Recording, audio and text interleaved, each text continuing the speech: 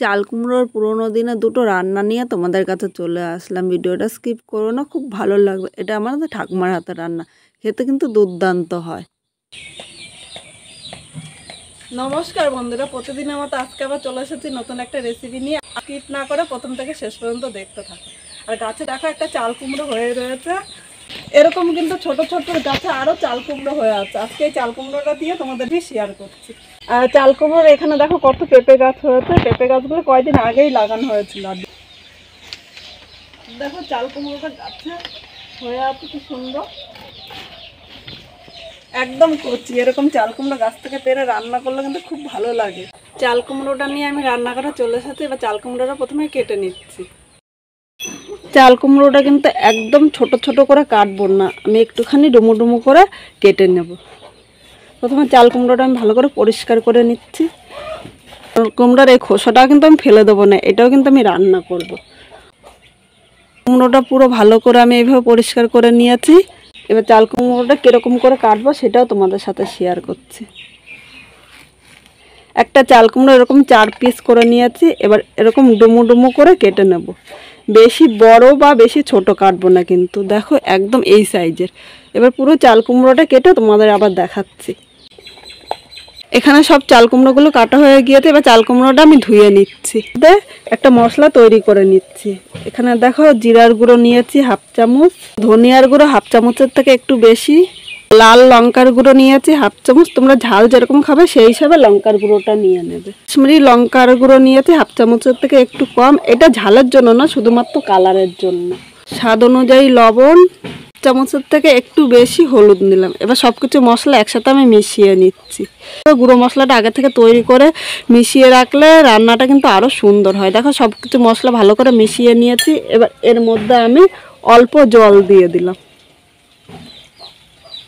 সাথে মশলাটা এরকমভাবে মেশাবো যাতে দানা দানা না থাকে। দানা দানা থাকলে কিন্তু কষানোর সময় ভালো লাগবে না। মশলাটা দেখো এখানে ভালো করে আমি মিশিয়ে নিয়েছি, আর এর মধ্যে কিন্তু একটুও দানা দানা নেই। এইভাবে মশলাটা আমি 30 মিনিট জলের মধ্যে ভিজিয়ে রাখবো, তাহলে কিন্তু একদম বাটা মশলার মতো স্বাদ আসে। নিয়েছি এখানে আমি মটর ডাল। মটর ডালটা আমি 1 ঘন্টা আগে ভিজিয়ে রেখেছিলাম, আর দেখো পুরো ভিজে গিয়েছে কিন্তু। এবার মটর ডালটা আমি একটা মিক্সচারের মধ্যে মিক্স করে নেব।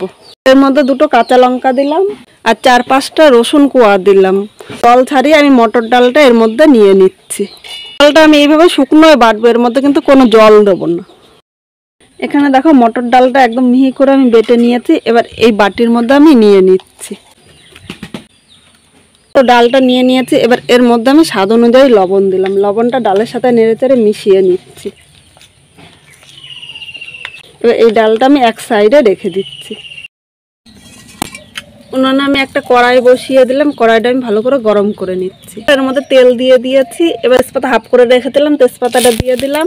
একটা শুকনো লঙ্কা, 1 চামচ জিরা সম্বাদ দিয়ে দিয়েছি। 2 সেকেন্ড ভেজে নিচ্ছি। এখানে যে চাল কুমড়োগুলো কেটে রেখেছিলাম, চাল কুমড়োগুলো দিয়ে দিলাম। স্বাদ অনুযায়ী লবণ দিলাম, আর 1/2 চামচ হলুদ দিয়েছি। এবার লবণ ও হলুদটা মিশিয়ে আমি চাল কুমড়োটা হালকা লাল করে ভেজে নিচ্ছি। চাল কুমড়োটা হালকা লাল করে আমি ভেজে নিয়েছি। এবার এই জায়গায় আমি 1 চামচ আদা কুচি দিলাম। আদা কুচিটা 2 মিনিট এর সাথে নেড়ে চেড়ে নিচ্ছি, তাহলে আদা থেকে কাঁচা গন্ধটা আর থাকবে না। আদা কুচিটা 2 মিনিট নেড়ে চেড়ে নিয়েছি। এবার এখানে বাটিতে যে মশলাটা তৈরি করে রাখলাম, মশলাটা দিয়ে দিলাম। বাটির মধ্যে অল্প মশলা লেগেছিল, বাটিটা ধুয়ে তাই অল্প জল দিয়ে দিলাম। এবার সব কিছু মশলা আমি কষিয়ে নিচ্ছি। এখানে দেখো বন্ধুরা, মশলাটা কষানো হয়ে গিয়েছে, আর মশলা থেকে সুন্দর একটা গন্ধ বেরিয়েছে। এবার এর মধ্যে আমি উষ্ণ গরম জল দিলাম। অবশ্যই তোমরা এর মধ্যে উষ্ণ গরম জল দেওয়ার চেষ্টা করবে। সব কিছু এভাবে নেড়েচেড়ে মিশিয়ে নিয়েছি। এবার ঝোলটা আমি ফোটা পর্যন্ত অপেক্ষা করছি। তোমরা দেখো এখানে 5 মিনিট জাল দিয়ে আমি ঝোলটা ফুটিয়ে নিয়েছি। এবার যে মটর ডালটা আমি বেটে নিয়েছিলাম, মটর ডালটা কিন্তু আমি আগে ভেজে নিইনি।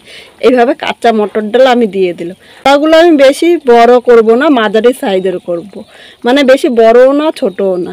এইভাবে আগে কিন্তু আমার ঠাকুমারা রান্না করতো। এইভাবে রান্না করলে কিন্তু খুব ভালো লাগে, একদম ভাজা বড়ার মতো স্বাদ আসে। এখানে তো আমি চাল কুমড়োটা এইমাত্র পেরে সাথে সাথে রান্না করেছি। তোমরা যদি চাল কুমড়ো একদিন এনে ঘরে রাখো, তাহলে 5 মিনিট ভাপিয়ে নেবে। 5 মিনিট ভাপিয়ে নিলে চাল কুমড়োটা কিন্তু খুব সুন্দর সেদ্ধ হয়ে যাবে। আর এই জায়গায় আমার কচি চাল কুমড়ো, তাই আমি আর ভাপিয়ে নিইনি। সব মটর ডালগুলো দিয়ে দিলাম। আর এখন কিন্তু বেশি নাড়া দেবো না, তাহলে মটর ডালগুলো ভেঙে যেতে পারে।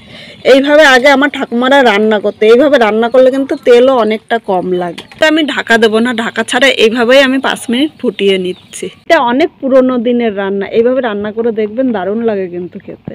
এর মধ্যে আমি 2টো কাঁচা লঙ্কা দিলাম, সামান্য একটু লবণ দিয়ে দিলাম, হাফ চামচের কম একটু মিষ্টি দিয়ে দিলাম। মিষ্টি দিলে ঝোলটা কিন্তু খেতে খুব ভালো লাগবে।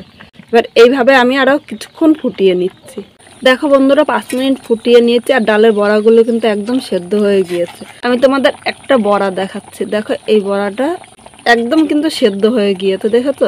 আর এই বড়াটা কিন্তু একদম ভাজা বড়ার মতো স্বাদ আসবে। এবার এর মধ্যে আমি গরম মশলা ছড়িয়ে দিলাম। গরম মশলাটা হালকা হাতে আমি নেড়ে চেড়ে মিশিয়ে নিচ্ছি। এইবার আমি নামিয়ে নিচ্ছি। গরম ভাতের সাথে কিন্তু দারুণ লাগে খেতে। এখন চাল কুমড়োগুলো আমি কেটে নেবো। এইভাবে দেখো লম্বা লম্বা করে কেটে নিচ্ছি। আর খুব বেশি পাতলা বা খুব বেশি মোটা কিন্তু করি। এইভাবে দেখো মাঝে 1 ইঞ্চি পুরো করে কেটে নিতে হবে। আর চাল কুমড়োটা কিন্তু একদম কচি, তাই বেশি পাতলা করবে না, তাহলে কিন্তু চাল কুমড়োটা একদম গলে যাবে। এইভাবে পুরো চাল কুমড়োটা আমি কেটে নিচ্ছি। আর তোমাদের যতটা লাগবে প্রয়োজন। যে কোনো নিরামিষ দিনে এই চাল কুমড়োর রেসিপিটা অবশ্যই একবার ট্রাই করে খেতে কিন্তু দুর্দান্ত হয়েছিল। এখানে সব চাল কুমড়োগুলো কাটা হয়ে গিয়েছে। এবার এই জায়গায় লবণ নিয়ে নিলাম, এর সাথে আমি 1 চামচ হলুদ নিয়েছি আর হাফ চামচ লঙ্কার গুঁড়ো নিয়েছি। ইচ্ছে করলে তোমরা এই লঙ্কার গুঁড়োটা কিন্তু স্কিপও করতে পারো। এখন আমি হলুদ, লবণ ও লঙ্কার গুঁড়োটা ভালো করে চাল কুমড়োর সাথে মাখিয়ে নেব। 1 থেকে 2 মিনিট মেখে নিতে হবে, তাহলে খুব ভালো করে কিন্তু মাখাটা হবে। কথা বলতে বলতে এখানে চাল কুমড়োটা ভালো করে মেখে নিয়েছে। এবার 10 মিনিট এক সাইডে রেখে দেবো, তাহলে এইভাবে মেখে রাখলে চাল কুমড়োটা কিন্তু অনেকটাই নরম হবে। এর মধ্যে আমি একটা মশলা তৈরি করে নেব। এখানে একটা মিক্সচারের বাটি নিয়েছি, এর মধ্যে আমি 1 চামচ কালো সর্ষে নিয়েছি। এটা হলো ছোটো দানা সর্ষে। এই সর্ষেটা কিন্তু একটু তেতো লাগে না। এর সাথে আমি 2 চামচ সাদা সর্ষে নিয়েছি।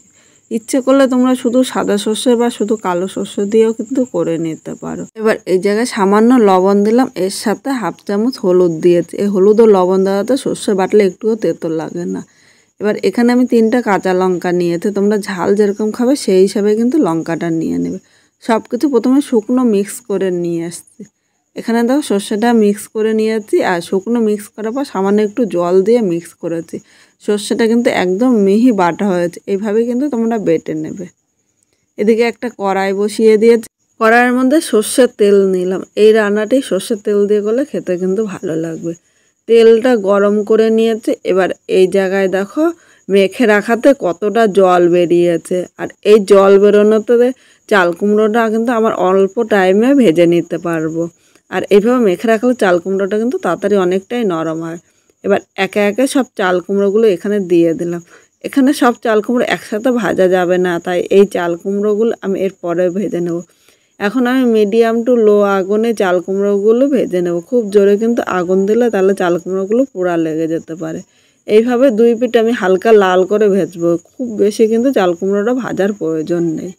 এখানে চাল কুমড়োগুলো লাল করে ভেজেছি, এর থেকে বেশি ভাজবো না, তাহলে পোড়া পোড়া চাল কুমড়োগুলো খেতে কিন্তু ভালো লাগবে না। এবার চাল কুমড়োগুলো তেল ছাড়িয়ে তুলে নিলাম। একইভাবে এই বাকি চাল কুমড়োগুলো আমি ভেজে নেব। কথা বলতে বলতে এখানে সব কটা চাল কুমড়ো আমি ভেজে নিয়েছি। কড়াইতে অনেকটাই তেল আছে, তাই আলাদা করে কিন্তু আমি আর তেল দেবো না। এখানে একটা শুকনো লঙ্কা সম্বাদ দিলাম আর হাফ চামচ কালো জিরা সম্বাদ দিয়েছি। এবার 2 সেকেন্ড ভেজে নেব। 2 সেকেন্ড ভেজে নিয়েছি, কালো জিরে একটা মিষ্টি গন্ধ বেরিয়েছে। এবার এর মধ্যে দিয়ে সর্ষে বাটাটা করেছিলাম, আমি সর্ষে বাটাটা নিয়ে নিলাম। বাটির মধ্যে অল্প মশলা লেগেছিলো, তাই বাটিটা ধুয়ে সামান্য জল দিলাম, খুব বেশি কিন্তু জল দেব না। এখন আমি এর মধ্যে স্বাদ অনুযায়ী লবণ দিলাম, এর সাথে হাফ চামচ হলুদ নিয়ে নিলাম। হলুদ ও লবণটা সর্ষের সাথে নেড়ে চেড়ে মিশিয়ে 2 মিনিট কষিয়ে নেব, খুব বেশি কিন্তু কষাবো না। বন্ধুরা, সর্ষেটা 2 মিনিট কষিয়ে নিয়েছি। এবার এখানে যে ভেজে রাখা চাল কুমড়োটা রেখেছিলাম, এর মধ্যে চাল কুমড়োগুলো আমি নিয়ে নিলাম। এখন চাল কুমড়োটা এর সাথে নেড়ে চেড়ে মিশিয়ে নেব, আর এর সাথে 2টো কাঁচা লঙ্কা দিয়ে দিয়েছি। আমার কাছে কাঁচা লঙ্কার গন্ধটা কিন্তু খুব ভালো লাগে। এখন কিন্তু আমি জল দেবো না, জল ছাড়া এইভাবে রান্না করব। আর ঢাকা দিতে হবে না, কারণ চাল কুমড়োটা আগের থেকে ভেজে নিয়েছি, তাই ঢাকা দেওয়ার প্রয়োজন নেই। 3 মিনিট রান্না করে নিয়েছি। এবার এর মধ্যে আমি 1 চামচ চিনি নিয়ে নিলাম। যেহেতু নিরামিষ রান্না করছি, একটু মিষ্টি না দিলে কিন্তু খেতে ভালো লাগবে না। এবার চিনিটা নেড়ে চেড়ে মিশিয়ে আরও 1 থেকে 2 মিনিট আমি রান্না করে নেবো, তাহলে চিনিটা কিন্তু গলে যাবে আর এই চাল কুমড়োর সাথে খুব সুন্দরভাবে মিশে যাবে। এইভাবে আমি 1 মিনিট স্ট্যান্ডিং টাইমে রেখে দেবো। 1 মিনিট পর আমি চাল কুমড়োটা নামিয়ে নিয়েছি। রান্না করে বুঝতে পারেন এইভাবে রান্না করে দুর্দান্ত লাগে। আমার বাড়ির অনেকে সবজি খেতে পছন্দ করে না, তাহলে একবার রান্না করে তারা বারবার বলবে এইভাবে রান্না করার জন্য। দেখো আমি চাল কুমড়োটা নামিয়ে নিয়েছি, এর মধ্যে একটু কাঁচা সরষে তেল ছড়িয়ে দিই। কাঁচা সরষে তেল গন্ধটা কিন্তু দুর্দান্ত লাগে। তোমাদের এই রেসিপিটা এরকম লাগলো কমেন্ট করে জানাতে কিন্তু ভুলো না। আর প্রতিদিন নতুন কোনো বন্ধু যদি দেখতে আসো তাহলে ভালো লাগলে লাইক শেয়ার কমেন্ট করে সাবস্ক্রাইব করে আমার পাশে থাকবে, যাতে নতুন ভিডিও আপলোড করে সবার নোটিফিকেশন আপনার কাছে পৌঁছে যায়।